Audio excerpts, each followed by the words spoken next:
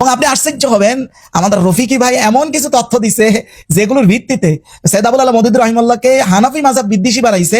একই মতামত হানাফি মাযহাবের একাধিক বড় পর্যায়ের ইমামরা একই মতামত দিচ্ছেন, কিন্তু সৈয়দ আবুল আলা মওদুদীর ক্ষেত্রে ওটা বিদ্বেষ বলে দিছে। আমাদের রেজওয়ান রফিকি ভাই সৈয়দ আবুল আলা মওদুদী রাহিমাহুল্লাহর বিরোধিতার একটা সুযোগ বা টোপ হিসাবে হানাফি মাযহাবের বিরোধিতাকে নিয়ে আসছে, যে সৈয়দ আবুল আলা মওদুদী রাহিমাহুল্লাহ নাকি হানাফি মাযহাবের বিরোধিতা করেছে।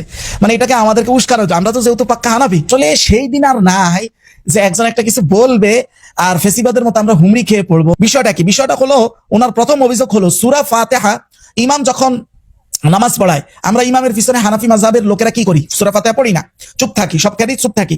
তো ইমাম চাই সেটা জোরে কেরাত পড়ুক অথবা আস্তে কেরাত, মানে রাতের নামাজ হোক অথবা দিনের নামাজ, আমরা সবসময় চুপ থাকি। তো এই মাসালায় উনি এখানে রেফারেন্স করেছেন রাসাইল মাসাইল 1 নম্বর খণ্ড 152 নং পৃষ্ঠার বর্ণনায় মাওলানা মওদুদী রাহিমাহুল্লাহ বলতেছেন যে ফাতিহা খালফি ইমাম, ইমামের পিছনে সূরা ফাতিহা পড়া না পড়া নিয়ে যে একটা বিতর্ক আছে মাযহাবের ইমামগণের মধ্যে, এই ক্ষেত্রে সৈয়দ আবুল আলা মওদুদী রাহিমাহুল্লাহ এই ক্ষেত্রে বলতেছেন जो कुछ मैंने तहकीक किया है, যে আমি এই বিষয়ে যতটুকু তাহকিক করেছি, সহি মাসলাক ইয়ে হয় কে, উনি বলেন যে সবথেকে সহি কথা হলো এটা, जब ইমাম বা আওয়াজ বুলন্দ পড় রাহা হো, ইমাম সাহেব যখন জোরে কেরাত পড়বেন, যেমন মাগরিব, এশা, ফজর, তারপরে জুমা, এগুলো, তখন উচিত হলো যিনি মুসল্লি থাকবেন তিনি চুপ থেকে শুনবেন, তিনি আর কোনো সূরা ফাতিহা পড়বেন না ইমামের পিছনে। কিন্তু যখন ইমাম আস্তে পড়ে, যখন শোনা যায় না, যেমন জোহর, যেমন আসর, তখন মুসল্লি তার উচিত হলো সূরা ফাতিহাটা নিজে নিজে পড়া। আচ্ছা, এই মতামতটা কে দিয়েছেন? মাওলানা মওদুদী রাহিমাহুল্লাহ। আমরা এবার পাটে পাটে এর রহস্য ভেদ করব ইনশাআল্লাহ। আসেন এই মাসলার আগে পার্থক্যটা বুঝি। আমাদের ইমাম আবু হানিফার বক্তব্য ছিল যে সবসময়, প্রথমেই যেটা বলছি, ইমাম জোরে পড়ুক আস্তে পড়ুক, সবসময় আপনি পড়বেন না, চুপ থাকবেন, শুধু চুপ থাকবেন, আর যদি ইমাম জোরে পড়ে চুপ থেকে শুনবেন। কিন্তু এই বিষয়ে ইমাম শাফিঈ সহ অন্যান্য মাযহাবের মতামত পুরো উল্টা। তারা বলেন ইমাম জোরে পড়ুক আস্তে পড়ুক, সর্ব অবস্থায় আপনি ইমামের পিছনে সূরা ফাতিহা পড়তে হবে। এটা হলো ইমাম শাফিঈ সহ অন্যান্য মাযহাব। কেন? ওনাদের দলিল কি? ওনাদের দলিল হলো সহিহ বুখারী 756 নম্বর হাদিসের বর্ণনা, যেখানে বলা হয়েছে লা সালাতা লিমান লাম ইয়াকরা বিফাতিহাতিল কিতাব, যে কেউ যদি সূরা ফাতিহা না পড়ে তাহলে তার নামাজই হবে না। এই হাদিস থেকে ইমামের পিছনেও সূরা ফাতিহা পড়াকে লাজিম করেছেন ইমাম শাফিঈ সহ অন্যান্য মাযহাব। কিন্তু এই বক্তব্যের বিপরীতে হানাফি মাযহাব যেটা বলে যে কখনোই পড়বেন না, ইমামের পিছনে পড়বেন না, একা নামাজ পড়লে পড়বেন কিন্তু ইমামের পিছনে কখনোই পড়বেন না। এই বিষয়ে আমাদের প্রথম দলিল হলো কোরআনের দলিল। আসেন সূরা আরাফের 204 নম্বর আয়াত আল্লাহ তাআলা বলতেছেন ওয়াইদা কুরিআল কুরআন ফাসতামিউ লাহ, যখন কোরআন পড়া হয় তখন তোমরা সেটা শুনো, ওয়া আনসিতু, এবং চুপ থেকে শুনো। এই আয়াতটা বোঝা যাচ্ছে যে ইমাম যখন জোরে জোরে কেরাত পড়বেন, শোনা যাবে, তখন অবশ্যই সেই শোনাটা হলো ওয়াজিব, পড়াটা না। কিন্তু এই দলিলটা তো আমাদের হানাফি মাযহাবের অর্ধেক দলিল হয়, মানে হলো যখন ইমাম জোরে কেরাত পড়তেছে আপনি শুনতেছেন, তো এই আয়াতে বলা হচ্ছে যে কোরআন পড়া হলে তোমরা চুপ থেকে শুনো। তাহলে যখন ইমাম পড়তেছে তখন শুনতে হবে। তাহলে কোন কেরাতের ক্ষেত্রে শোনা যায়? যেমন মাগরিব, এশা, ফজর। কিন্তু যেগুলোর ক্ষেত্রে শোনা যায় না ওগুলোর ক্ষেত্রেও চুপ থাকতে হবে। ওই ক্ষেত্রে আবার এই আয়াতটা কি হইতেছে না? দলিল হইতেছে না। তখন এই দলিল হিসাবে আবার আমরা আরেকটা হাদিস আনছি, বাকি অর্ধেকের দলিল হিসাবে আরেকটা হাদিস। হাদিসটা হলো মান কানা লাহু ইমামুন ফাকিরাতুল ইমাম লাহু কিরাআহ, যে যেই ব্যক্তি ইমামের পিছনে নামাজ পড়তেছে, ইমামের কেরাতটাই তার কেরাত, মানে ইমামের কেরাত পড়াটাই মুসল্লির কেরাত হিসাবে গ্রহণযোগ্য হবে। এটা হলো হাদিস। তো এই হাদিস ধরলে তো যেখানে চুপ করে ইমাম সাহেব চুপি চুপি জোহর আসর ফাতিহা পড়তেছে, ওই জায়গাও ওনার কেরাতটাই যেহেতু আমার কেরাত হয়ে যায়। তো এই ক্ষেত্রে আর তাইলে ওই যে শুরুতে যে হাদিসটা ওই হাদিসটাকে আপনি তাহলে কি বলবেন, যেখানে রাসূল বলছেন সূরা ফাতিহা না পড়লে নামাজই হবে না, তখন ওনারা বলেন যে তাহলে সূরা ফাতিহা না পড়লে নামাজ তো হবে না। ঠিক তো ওই সূরা ফাতিহা ইমাম পড়তেছে, এটা হলো মতামত। কিন্তু ব্যাপার হলো এই যে লাস্ট যে হাদিসটা বললাম, যেটা হানাফি মাযহাবের লাস্ট দলিল বা বাকি অর্ধেকের দলিল, এই হাদিসটা কিন্তু অনেক কিতাবে আসছে। কোন কোন কিতাবে আসছে দেখেন, মুওয়াত্তা মালিক আসছে, মুস্তাদে আহমদে আসছে, সুনান ইবনে মাজাহ আসছে, তাওয়াবি শরীফ আসছে, আরো একাধিক কিতাবে আসছে। কিন্তু ব্যাপার হলো যত কিতাবে হাদিসটা আসছে, মুহাদ্দিসিনে কেরামের টোটাল কথা হলো যত জায়গায় যতভাবে হাদিস আসছে সব জায়গার বিবেচনায় এই হাদিসটা সহিহ না। আপনি কি বুঝতে পারছেন? এটা আমার দাবি করলে তো হবে না। আসেন একটা একটা করে এই মুহাদ্দিসিনে কেরামের এই হাদিসের ব্যাপারে মূল্যায়নটা দেখি। এই হাদিসটা আগে সহিভাবে টিকলেই তো আমরা হানাফি মাযহাব এটাকে স্ট্রং দলিল হিসেবে ধরবো। হ্যাঁ, ইমাম বুখারী হাদিসের কিং যিনি, উনি বলতেছেন হাযা খবরুন, এই হাদিসের ক্ষেত্রে উনি বলতেছেন লাম ইয়াসবুত ইনদা আহলিল ইলম মিন আহলিল হিজাজ ওয়া আহলিল ইরাক ওয়া গায়রিহিম লিইরসালিহি ওয়া ইনকিতাইহি। উনি বলেন যে হাদিসটা আহলে ইলম মুহাদ্দিসিনে কেরামের কাছে হাদিস হিসেবে প্রমাণিতই না, কারণ এই হাদিসটা আহলে হিজাজ অথবা আহলে ইরাক এদের কাছ থেকে যে প্রমাণিত অথবা অন্য কারো কাছ থেকে এটা প্রমাণিত না। কারণ এই হাদিসের রেওয়ায়াত বা চেইনের মধ্যে, রেওয়ায়াত বা চেইন এই সনদের মধ্যে দুইটা বড় সমস্যা। একটা সমস্যা হলো লিইরসাল, এটা হলো হাদিসটা মুরসাল মুনকাতি ওয়া ইনকিতাহি। এই কথাটা ইমাম বুখারী বলেছেন খায়রুল কালাম ফিল কিরাআহ খালফ আল ইমাম, এই কিতাবের 9 নং পৃষ্ঠায়, যে কিতাবটা মাকতাবাতুল ঈমান থেকে ছাপানো হয়েছে এবং এটা দ্বিতীয় এডিশন অনুযায়ী আমি বলতেছি, এইটা হলো 1405 হিজরিতে দ্বিতীয় এডিশন প্রকাশ পায়। আসেন এরপরে আরেকজন ইমাম আল মাজদ ইবনে তাইমিয়া। আচ্ছা, মাজদ ইবনে তাইমিয়াকে, মাজদ ইবনে তাইমিয়া হলো ইমাম ইবনে তাইমিয়া, ওনার দাদা অনেক বড় আলেম ছিলেন। উনি ওনার কিতাব মুনতাকা আল আখবার এর 700 নং পৃষ্ঠায় এই হাদিসের কথা এভাবে বলতেছেন যে ওয়াকাদ রুইয়া মুসনাদান মিন তুরুকিন, এই হাদিসটা একাধিক রোডম্যাপ ব্যবহার করে একাধিক সনদে আসছে, কিন্তু সবগুলো সনদ মানে কুল্লুহা একবারে সব সনদ দাইফ, মানে দুর্বল, মানে গ্রহণযোগ্য না।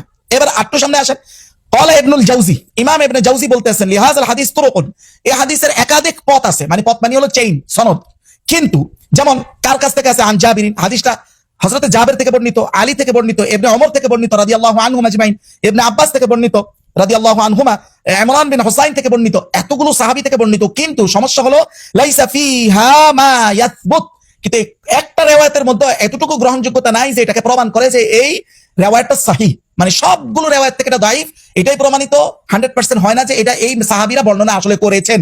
ইমাম ইবনে জাওজি এই কথাটা বলেছেন আল ইলাল আল মুতানাহিয়া, এই কিতাবের 1 নম্বর খণ্ড 428 নং পৃষ্ঠায়। আরেকটু সামনে আসেন, ক্বালা আল হাফিজ ইবনে কাসির রাহিমাহুল্লাহ, হাফিজ ইবনে কাসির বলতেছেন রুইয়া হাযাল হাদিস মিন তুরুকিন, এই হাদিসটা অনেকগুলো দিক থেকে আসছে, ওই একই কথা, তবে ওয়ালা ইয়াসিহু শাইউম মিনহা, কিন্তু যতগুলো সনদে আসছে এর একটা সনদ থেকে প্রমাণিত না যে আন নবী সাল্লাল্লাহু আলাইহি ওয়াসাল্লাম এই হাদিসটা আল্লাহ রাসূল আসলেই বলেছেন। আচ্ছা, এই কথা তিনি কোথায় বলছেন? তাফসীরুল কোরআন আল আযীম এর 1 নম্বর খণ্ড 109 নং পৃষ্ঠা। আসেন আরেকটু সামনে, আল হাফিজ ইবনে হাজার আসকালানী, ইবনে হাজার আসকালানী বলতেছেন লাকিন্নাহু হাদিসুন দাঈফ ইনদাল হুফাজ, হাফিজে হাদিস যারা তাদের সবার কাছে এই হাদিসটা হলো দাঈফ, দুর্বল হাদিস, অগ্রহণযোগ্য হাদিস। এই কথা তিনি কোথায় বলছেন? ফাতহুল বারীতে বলেছেন 2 নম্বর খণ্ড 242 নং পৃষ্ঠা। ওয়াকাল আইদান রাহিমাহুল্লাহ, ইবনে হাজার আসকালানী এই কথাও আর কিতাবে বলেছেন, কোথায় বলেছেন? ওনার তালখিসে বলেছেন 1 নম্বর খণ্ড 232 নং পৃষ্ঠা। উনি বলেন এই যে মান কানা লাহু ইমামুন ফাকিরাতুল ইমাম লাহু কিরাআহ, এই হাদিসটা মাশহুরুন মিন হাদিস জাবির রাদিয়াল্লাহু আনহু, এটা জাবির রাদিয়াল্লাহু আনহুর হাদিস হিসেবে প্রসিদ্ধ। ওয়ালাহু তুরুকুন মিন জামাআহ মিন আস-সাহাবা রাদিয়াল্লাহু আনহুম, অসংখ্য সাহাবী থেকে অনেক সনদ এটা আসছে, কিন্তু সবগুলো কুল্লুহা মালুলা, কিন্তু প্রত্যেকটা সনদ ইল্লতযুক্ত, ত্রুটিযুক্ত। এটা প্রমাণ করে না যে এই সাহাবীরা 100% প্রমাণিত হয় না যে এই সাহাবীরা এই হাদিসটা আসলে বলেছে বা রাসূলুল্লাহ থেকে এই হাদিসটা এসেছে, মানে সনদগুলো সব ত্রুটিযুক্ত। এবার দেখেন ইমাম নববী কি বলেন, ক্বালা আন-নাওয়াবী রাহিমাহুল্লাহ, ইমাম নববী বলেন এই হাদিসটা দাঈফ, দুর্বল। ইনি এই কথা বলেছেন আল খুলাসা, এই কিতাবের 1 নম্বর খণ্ড 377 নং পৃষ্ঠা। সব থেকে চোখ কপালে ওঠার মতো কথা বলেছেন ইমাম বাইহাকী। ইমাম বাইহাকী যেটা ওনার কিতাব মারিফাতুস সুনান ওয়াল আসার, এই কিতাবের 953 নং পৃষ্ঠায় উনি বলতেছেন ওয়াকাদ নাস আলা দু'ফিহি আইদান কাসীরাম মিন আসহাবির রাই আতবাই আবি হানিফা, ইমাম আবু হানিফারও একাধিক ছাত্র এবং বড় বড় হানাফি মাযহাবের অনেক হাদিস বিশারদগণ পর্যন্ত এই হাদিসকে বলেছেন দুর্বল বা অগ্রহণযোগ্য হাদিস। পঞ্চায় আরেক দল আলেম বলেছেন মাঝামাঝি একটা সিদ্ধান্ত, সেটা কি? সেটা হলো ইমাম সাহেব যখন জোরে কেরাত পড়ে তখন আপনারা চুপ থেকে শুনবেন, ওই যে কোরআনের আয়াতের উপর আমল করে।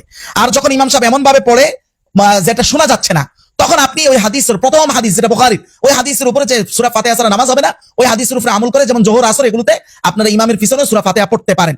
এটা হলো মাঝামাঝি ধরনের একটা ফতোয়া। এই ফতোয়াটাকে শুধু ইমাম সাইয়্যিদ আবুল আলা মওদুদী রাহিমাহুল্লাহ দিয়েছেন, এমনকি হানাফি মাযহাবের কিছু ইমামরাও একই ফতোয়া দিয়েছেন। দেখেন, আসেন এবার আল মুনতাখাব মিন কুতুব শাইখুল ইসলাম, এই কিতাবটা দারুল হুদা থেকে প্রকাশিত, সৌদি আরবের রিয়াদ থেকে প্রকাশিত, 1 নম্বর খণ্ড 374 নং পৃষ্ঠায় একেবারে একটা শিরোনাম দেওয়া হয়েছে এইভাবে যে আদালুল আকওয়াল, সবচেয়ে নির্ভরযোগ্য কথা হলো ফি কিরাআতিল মা'মুন খালফাল ইমাম, ইমামের পিছনে মুসল্লির কেরাত পড়ার বিষয় সবচেয়ে নির্ভরযোগ্য কথা এটাই যে যদি আপনি কেরাত শুনতে পান, যেমন এই যে এইভাবে বলছে যে ইদা সামিআ কিরাআতাল ইমাম, ইমামের কেরাত যখন শুনতে পাবেন ইয়াস্তামিউলা, তখন আপনি এটা শুনবেন চুপ থেকে, আর যখন শুনতে পাবেন না তখন উচিত হলো কেরাত পিছনে নিজে নিজে সূরা ফাতিহাটা পড়া। এই মতামতটা কার? প্রথম কথা হচ্ছে ওয়াহাযা কাউলু জুমহুরিস সালাফ ওয়াল খালাফ, একেবারে অধিকাংশ সালাফ খালাফ পূর্ববর্তী পরবর্তী জুমহুর অধিকাংশ আলেমদের মতামত। এর মধ্যে কারা আছে? আসেন, মাযহাবে মালিকিয়া, ইমাম মালিকের মাযহাব ও আসহাবু, এবং ইমাম মালিকের সঙ্গী সাথীরা একই মতামত। এর মধ্যে আছে আহমদ ইবনে হাম্বল ও জুমহুর আসহাবিহি, এবং ইমাম আহমদ ইবনে হাম্বলের অধিকাংশ অনুসারীরা একই মত।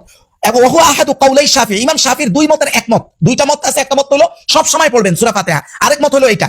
এবং এই যে দ্বিতীয় মতটা ইমাম শাফিঈর, এই মতটা ইখতারাহু তাইফাতুম মিন মুহাক্কিকি আসহাবিহি, ইমাম শাফিঈর সবচেয়ে নির্ভরযোগ্য যারা অনুসারী তারা এই মতকে গ্রহণ করেছেন।